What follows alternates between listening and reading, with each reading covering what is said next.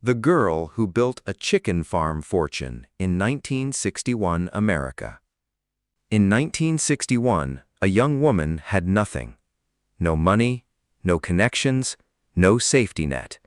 Just 5 chickens. And a will that refused to break. Today, in 2026, when bills are crushing families, jobs are disappearing overnight, and just surviving feels like winning, is it still possible to build something real from absolutely nothing? Maggie did it with dirt roads and diner tips. What's your excuse? This isn't just a story from 60 years ago. This is a blueprint. For right now. For you. Watch it. Feel it. And ask yourself, what are you waiting for? The weight of red clay. Some people are born into comfort. Maggie was born into the kind of poverty that leaves marks, not just on your hands, but on your soul. The summer of 1961 sat heavy over Clanton County, like a wool blanket soaked in rain. The air smelled of red clay, tobacco sweat, and something older, something that had no name, but every poor family in that county knew by feel. Maggie Calloway was 22 years old, and she had never once in her life slept past sunrise. Not because she was ambitious, not because she was driven by some fire in her chest. She woke early because the farm demanded it, because the cow needed milking, because her father's hands had started shaking 2 winters back and hadn't stopped since, because someone had to. Their house sat at the end of a dirt road that turned to mud every time it rained, which in Georgia meant it was mud more often than not. 3 rooms, a tin roof that pinged and groaned in the storms, a single bare bulb hanging from the kitchen ceiling that flickered when the wind blew hard from the east. Maggie's mother had hung a yellow curtain in the kitchen window. It was the only cheerful thing in the house. Maggie used to stare at it when she washed dishes, that one rectangle of yellow in a world that was otherwise the color of weathered wood and exhaustion. She had made it to the county college, first in her family. That should have felt like triumph. It didn't. Every morning she drove 30 minutes in a truck that wheezed like a sick dog, arrived in clothes that were clean but visibly mended, and sat in classrooms next to girls who carried leather handbags and talked about summer trips to Charleston. Maggie carried her lunch in a paper bag. She never opened it in front of anyone. She had learned early that poverty was something you hid, like a bruise in a place people weren't supposed to see. You kept it covered. You kept moving.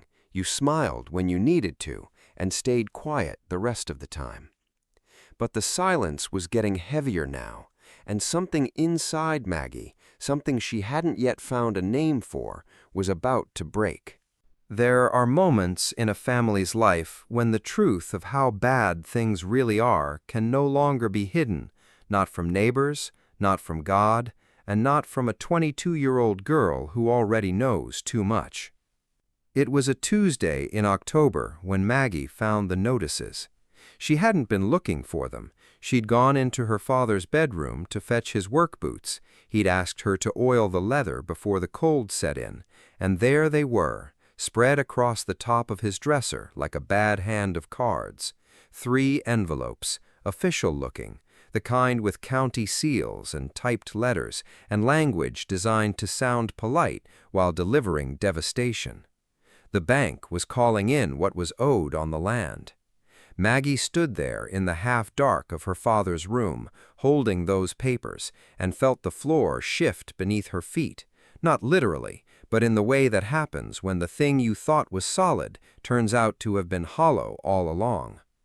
Her father, Earl Calloway, was a proud man, proud in the way that men of his generation and his geography were proud, quietly, stubbornly, almost angrily. He did not discuss money. He did not discuss fear. He went to work, came home, ate supper, and sat on the porch until the fireflies came out. That was his life. That had always been his life. But his hands were shaking, and the crops had been poor 2 years running, and the land, 31 acres that his own father had broken his back to hold on to, was slipping. That night at supper, nobody spoke about the notices. Her mother passed the biscuits. Her father ate slowly. The yellow curtain moved in a draft from the window gap. Maggie ate nothing. Later, she sat on the back porch steps in the dark, knees pulled to her chest, listening to the insects sing in the fields. The sky above Clanton County was enormous and indifferent, scattered with stars that had no interest in the problems of the Calloway family. She thought about her classmates, about leather handbags, about Charleston. Then she thought about 31 acres of red clay soil and a father whose hands wouldn't stop shaking. She pressed her palms flat against the wooden step beneath her, felt the rough grain, the splinters, the solidness of it. Something was coming. She could feel it the way you feel a storm before it arrives. She just didn't know yet that the storm was going to be her. There is a particular kind of breaking that doesn't look like breaking at all. No screaming, no tears, no dramatic collapse. It looks like a woman sitting very still in the dark, finally deciding she has had enough. It happened on a Friday night in November. The kind of cold that arrives in Georgia not with blizzards, but with a mean, gray persistence. A cold that seeps through old walls and settles into your bones like it intends to stay. Maggie had worked a 4-hour shift at the diner after class, the one on Route 9, where the cook called her Hun, and the tips were rarely more than loose change left under coffee-stained saucers. She came home at 9:15 to find her mother crying at the kitchen table, not sobbing, not wailing, just sitting there with her hands folded in her lap and tears running quietly down her face, the way women of that era cried, as if they'd learned long ago that grief had to be done efficiently, without wasting too much energy on it. The electric bill hadn't been paid. The company had given final notice. By Monday, the lights would go. Maggie set her purse down on the counter. She looked at her mother. She looked at the yellow curtain, still and pale in the dim light. She went to her room.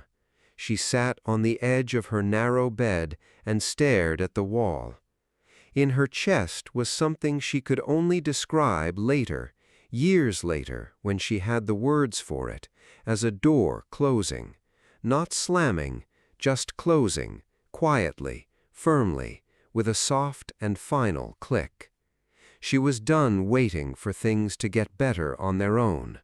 She was done hoping that the next season would be kinder, that the bank would soften, that her father's hands would steady, that some outside force would arrive and lift them up. Nobody was coming. She understood that now with a clarity so sharp it was almost peaceful. She pulled out a notebook, the same one she used for her agricultural economics class, and opened it to a blank page. At the top, she wrote one word: how. Not if, not maybe, not someday. How. She didn't sleep that night. She sat at her small desk with a pencil and that notebook, and she thought harder than she had ever thought about anything in her 22 years of living. She thought about what she had, what the land had, what skills lived in her hands from a childhood spent working.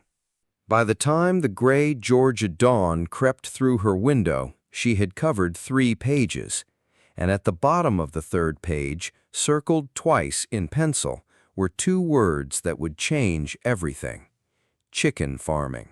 5 chickens and a dream nobody believed in. The most dangerous kind of dream is the small one, the kind that doesn't look like much from the outside, the kind that people laugh at, the kind that quietly changes everything. Maggie didn't tell anyone right away. That was the first smart decision she made. Because she knew the way you know things when you've grown up around people shaped by disappointment, that a dream spoken too early is a dream that gets killed before it ever draws breath. Her father would have called it foolish. Her mother would have worried. Her classmates would have smiled the kind of smile that isn't really a smile at all. So she kept it close. She let it live in the notebook and in the quiet hours before dawn, when the house was still and the idea could grow without interference. She spent 2 weeks in the college library, agricultural journals, extension service pamphlets, a dog-eared USDA guide on small flock management she found wedged between 2 larger volumes nobody had touched in years. She read about feed conversion ratios and egg production cycles, and the difference between laying hens and broilers. She took notes in her small, careful handwriting, filling pages with numbers and diagrams. Then she did the math. With what she had saved from the diner, $41.70 kept in a coffee tin under her bed, she could buy 5 pullets, young hens just coming into laying age. Rhode Island Reds, the pamphlet said, were hardy and reliable, good for beginners, forgiving of mistakes. She needed forgiving of mistakes. On a cold Saturday morning in December, Maggie drove the wheezing truck to a farm supply auction 20 miles east of Clanton. She sat in the back of a cold aluminum building surrounded by men twice her age in canvas jackets and muddy boots. Nobody paid her much attention.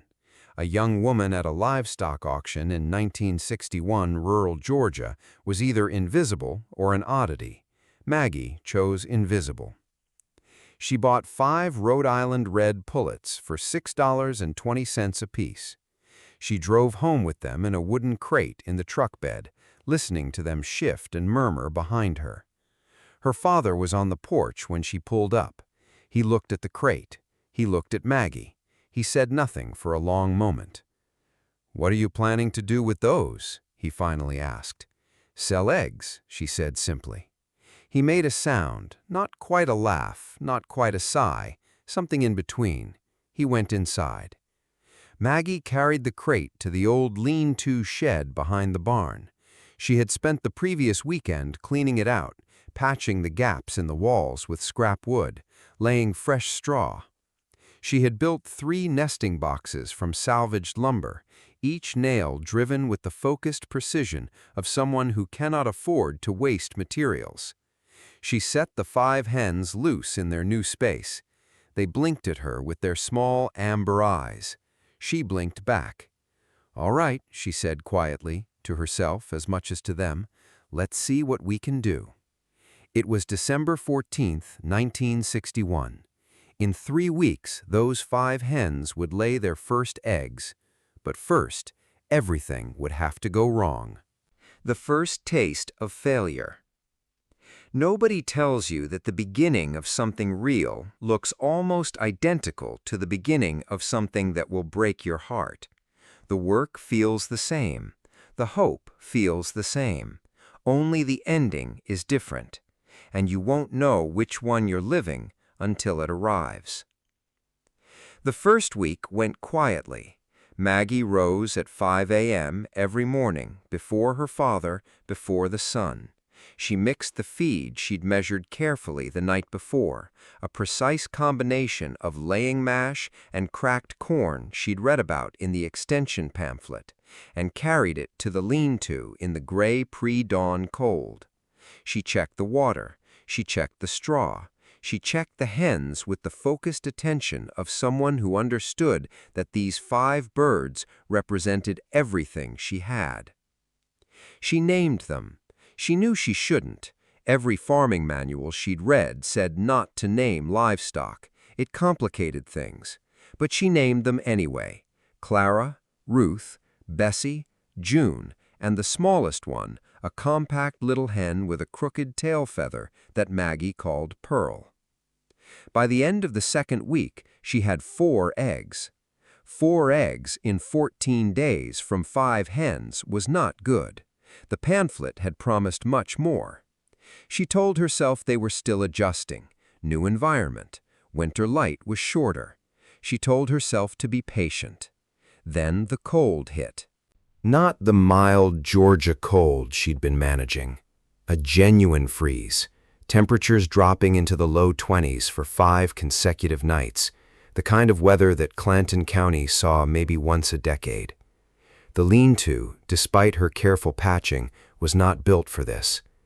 She knew it the morning she arrived to find the water frozen solid in the tin pans and the hens huddled together in the corner, puffed up and miserable. She brought them extra straw. She hung an old oil lamp inside for warmth. She sat with them for an hour in the bitter cold, willing them to be all right. On the 4th morning of the freeze, she found Bessie dead in the corner. Maggie stood over the small, still body of that hen and felt something collapse inside her chest. It was just a chicken, she knew that. 31 acres of struggling farmland and a family sliding toward ruin, and she was standing in a freezing lean-to, grieving a chicken. But it wasn't just a chicken. It was 20% of everything she'd invested. It was $6.20 she couldn't get back. It was a crack in the plan she'd built so carefully through those sleepless November hours. She picked Bessie up gently and carried her outside. That afternoon, she went back to her notebook. The pages with all her careful calculations now had a red line through them, where she recalculated with 4 hens instead of 5. The numbers were thinner. The margin was almost nothing. Part 2 is coming, and I promise you, what happens next will hit harder than anything you watched today. The fire, the bank, the moment her father finally sees her. You do not want to miss it. Subscribe right now. Hit that bell so you don't miss Part 2 the moment it drops. And before you go, drop 1 word in the comments below. Just 1 word that describes how Maggie's story made you feel right now. 1 word. Because sometimes that's all it takes to start a conversation that changes everything. Just like 5 chickens changed Maggie's life.